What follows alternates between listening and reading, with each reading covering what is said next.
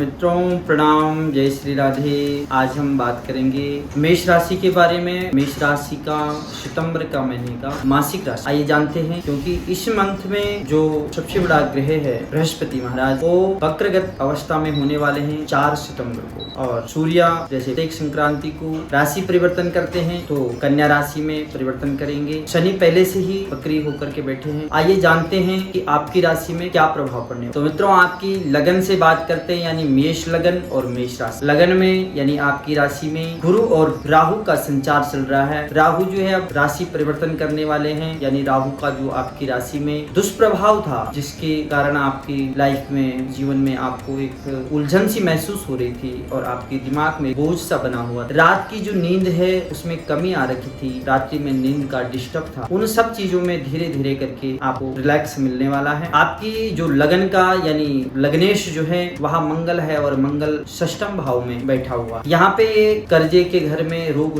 के स्थान में बैठ रखा है और लगन में बृहस्पति राहु की बनी हुई है। और यहाँ से मंगल जो है अपने लगन को यानी अपनी राशि को देख रहा है अष्टम दृष्टि से। शनि भी जो है, शनि और केतु भी, शनि तीसरी दृष्टि और सप्तम दृष्टि से केतु आपके लगन को देख रहा है। एक ऐसी स्थिति है कि जो भी आपके बुरे दिन थे, खराब समय था, वो धीरे धीरे करके अब समाप्ति की ओर है और आपके अच्छे दिन आने वाले हैं। लेकिन आपने इस चीज का विशेष ध्यान रखना कि शॉर्ट रास्ता नहीं अपनाना है। आपने नियम से, विधि से, जो इसके नियम है उसी के अनुसार ही कार्य करने हैं। शॉर्ट विधि नहीं अपनाना, अनलीगल कार्य नहीं करना। विद्या अध्ययन का बहुत अच्छा योग है। आपके मन में कोई नई जिज्ञासा, नई उमंग, कुछ ऐसा आप करने की सोच रहे हैं। खास करके अध्ययन के क्षेत्र में, विद्या अध्ययन के क्षेत्र में आपका विशेष यह एक योग बन रखा है, जो कि आप करेंगे भी। किसी भी हमें किसी भी चीज को सीखने की आपकी एक उमंग जागृत होगी। कर्जे से आप बचें, क्योंकि आपका जो लग्नेश है, जो आपके राशि का स्वामी है, वह कर्जे के हाउस में बैठ रहा है। बात करते हैं आपके धन हाउस। जो धनेश है वह शुक्र है और शुक्र आपके चतुर्थ हाउस में यानी सुख भाव में, मातृ भाव में बैठ रखे हैं। आपके जो पैसों का योग है, पैसा आएगा, जो पैसा अटका हुआ वो भी आएगा, लेकिन थोड़ी सी इसकी धीमी गति अवश्य रहेगी। और खर्चे में ज्यादा जोर है। खर्चे पे आप कंट्रोल करने की कोशिश करिए, तो जिससे आपको आगे जाकर के कोई दिक्कत ना हो, तो ये आपके लिए अच्छा रहेगा। बात करते हैं आपके पराक्रम हाउस की। जो पराक्रमेश है वह बुध है और बुध पंचम हाउस में सिंह राशि में बैठा हुआ है। यहाँ पे आपके जो सरकारी कार्य हैं, जो अटके हैं, उनमें सुधार अवश्य होगा, लाभ मिलेगा। कुछ ना कुछ आप नया करने की प्लानिंग कर रहे हैं तो उसमें सोचने की आवश्यकता नहीं है, क्योंकि जो बाधाएं हैं वो धीरे धीरे अब समाप्ति की ओर है। जो राहु के कारण आपको जो दिक्कत, जैसे मैं पहले ही आपको बता चुका हूँ, तो उस चीज में आपको सोचने की आवश्यकता नहीं है, क्योंकि आपके साथ ऐसा पिछली बार कई बार ऐसा हो गया है कि आपने जो भी सोचा वह पूरा नहीं हो पाया। तो अब आप अपने आत्मबल के साथ, पुरुषार्थ के साथ, पराक्रम के साथ आप अपने कार्य में लग जाइए, तो आपको अवश्य इसमें लाभ होगा। बात करते हैं आपके चतुर्थ हाउस की, सुख भाव की, मातृभाव की। तो यहाँ पे शुक्र विराजमान है। शुक्र आपको जैसे मालूम ही है, हम बताते आते हैं कि यह भौतिक सुखों की ओर जो है आदमी को आकर्षित करता है। तो यहाँ पे शुक्र बैठा हुआ है। तो जैसा मैंने पहले भी कहा कि कर्जा या खर्चे पे आपको कंट्रोल करने की आवश्यकता है, क्योंकि ये भौतिक सुखों की हमारी इच्छाएं जो है वह अनंत है। इच्छाएं कभी जो है खत्म नहीं होती है, और जो भी चीज हम प्राप्त करते हैं तो दूसरी चीज के लिए हमारे मन में उत्सुकता होती है। उस चीज को प्राप्त करने की हमारी जिज्ञासा जागृत होती है। तो उस चीज में आपको कंट्रोल करने की आवश्यकता है, मन को कंट्रोल करने की आवश्यकता है, जिससे आपके जो खर्चे हैं उसमें जो है बढ़ोतरी ना हो। आपके पंचम हाउस की बात करते हैं तो जो पंचमेश है वह सूर्य है और सूर्य पंचम हाउस में ही बैठ रखा है। पंचमेश होकर के पंचम हाउस में बुध के साथ बुध आदित्य योग बन रखा है। यह एक बहुत अच्छा योग है, बहुत अच्छा संयोग है। यहाँ पे राहु गुरु की भी दृष्टि और शनि की भी, शनि सप्तम दृष्टि से भी पंचम हाउस को देखेगा और राहु गुरु यानी पंचम दृष्टि से पंचम भाव को देखेंगे। यहाँ पे सूर्य और शनि की भी दृष्टि रहेगी 17 सितंबर तक। ये पिता और पुत्र हैं और दोनों आपस में शत्रु हैं, तो कहीं ना कहीं आपकी थोड़ा सा इनकम में या संतान पक्ष में कहीं ना कहीं खींचातानी हो सकती है, लेकिन आपको घबराने की आवश्यकता नहीं।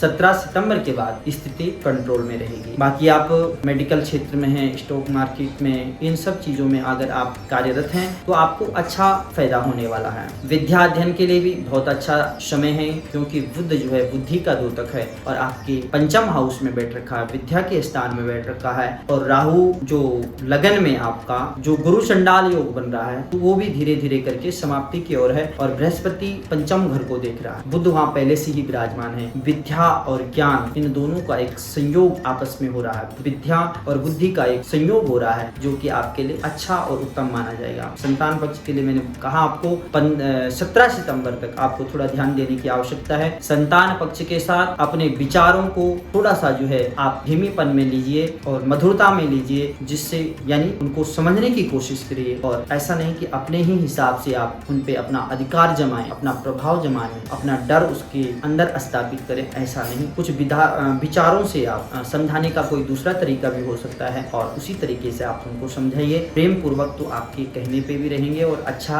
आपके साथ व्यवहार भी रहेगा। बात करते हैं आपके षष्ठम हाउस की। जो षष्ठेश है वह बुध है और बुध पंचम हाउस में बैठ रखा है। यहाँ पे सूर्य 17 सितंबर के बाद मंगल के साथ आ जाएगा। 17 सितंबर के बाद मंगल और सूर्य की एक युति बन जाएगी यहाँ पे। तो दोनों ही क्रूर ग्रह हैं, गर्म ग्रह हैं। आपके स्वास्थ्य में भी इसका प्रभाव देखने को मिलेगा और आपके स्वभाव में भी कहीं न कहीं क्रोध की अधिकता बढ़ जाएगी।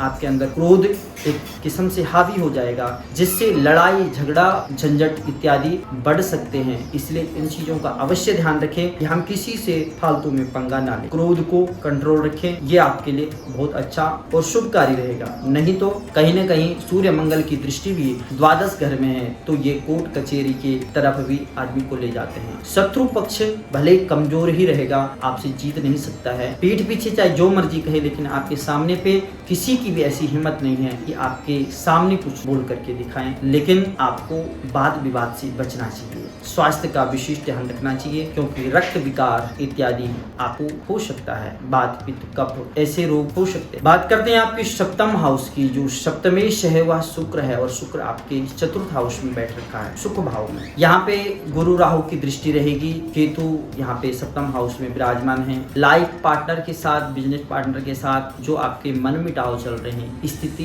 धीरे धीरे करके कंट्रोल रहेगी और ठीक भी हो जाएगी। लेकिन आपको धैर्य रखने की आवश्यकता है, इंतजार करने की आवश्यकता है और जिस कार्य को आप कर रहे हैं उसी में लगे रहिए। खास करके अक्टूबर तक आप कोई नया फैसला, नया कदम ना उठाएं बिजनेस में खास करके, तो ही आपके लिए अच्छा रहेगा। बात करते हैं आपके अष्टम हाउस की। जो अष्टमेश है वह मंगल और जो कि षष्ठम हाउस में बैठ रखा है। यहाँ पे स्थिति देखी जाए तो आपके स्वास्थ्य को विशेष ध्यान रखना चाहिए। चोट इत्यादि का भय रह सकता है, जैसे मैंने पहले भी कहा कि रक्त विकार इत्यादि इन सब चीजों को दे सकता है मंगल। और यहाँ पे शनि की भी दृष्टि रहेगी, दशम दृष्टि। तो खास करके आप ड्राइविंग करते हैं, वाहन इत्यादि चलाते हैं, तो बड़ी समझदारी से और बहुत ध्यान रख करके ही चलाएं। अगर आप नए हैं या आप सीखना चाहते हैं तो कुछ दिनों के लिए इस चीज को टाल दीजिए, तो आपके लिए फायदा कारक रहेगा।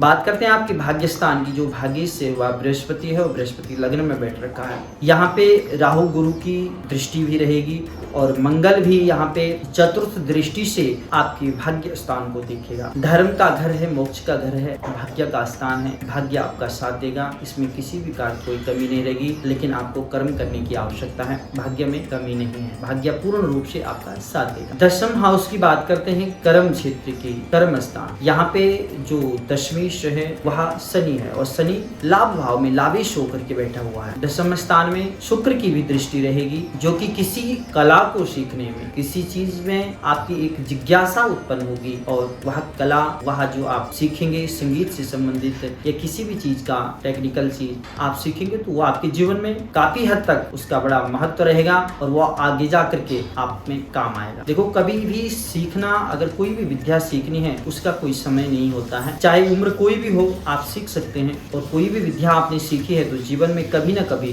तो एक बार काम अवश्य आती है। अब अगर आप उसका प्रोफेशनल रूप में आप कार्य में नहीं लाते हैं उस विद्या को, तो जीवन में कभी ना कभी वो आपके काम अवश्य आएगी। आपकी बात करते हैं एकादश भाव की, लाभ भाव की। लाभेश लाभ भाव में बैठ रखा है शनि महाराज। यहाँ पे बुध की भी दृष्टि रहेगी और सूर्य की भी दृष्टि रहेगी 17 सितंबर तक। पंचम में बैठे हैं। यहाँ सूर्य शनि का एक संयोग होगा, दृष्टि संगत होगा। इनमें थोड़ा सा नोक झोंक तो रहती है। आपके जो इनकम है उसमें उतार चढ़ाव देखने को अवश्य मिलेगा, लेकिन काम काम चलता रहेगा। द्वादश हाउस की बात करते हैं, जो द्वादश शेष वह बृहस्पति और बृहस्पति लग्न में बैठ रखा है। यहाँ पे मंगल की दृष्टि, सूर्य की दृष्टि 17 सितंबर के बाद सूर्य भी द्वादश घर को देखेगा। मंगल यहाँ पे सप्तम दृष्टि से देख रहा है। शनि की दृष्टि दशम दृष्टि रहेगी। मंगल और सूर्य की दृष्टि द्वादश घर में रहेगी। 17 सितंबर से सूर्य भी द्वादश घर को देखेगा।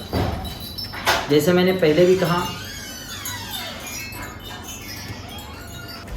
कोर्ट कचहरी इत्यादि से आपको बच के रहना चाहिए, वाद विवाद से आपको बच के रहना चाहिए। इसके लिए आपको हनुमान जी की उपासना करनी चाहिए। खास करके मंगलवार के दिन आपको शहद और गुड़ हनुमान जी के मंदिर में जाकर के चढ़ाना चाहिए, जो आपके लिए फायदा कारक रहेगा और लाभकारक। तो ये रहा आपकी सितंबर महीने का मासिक राशिफल। आज के लिए इतना ही। प्रणाम, जय श्री राम।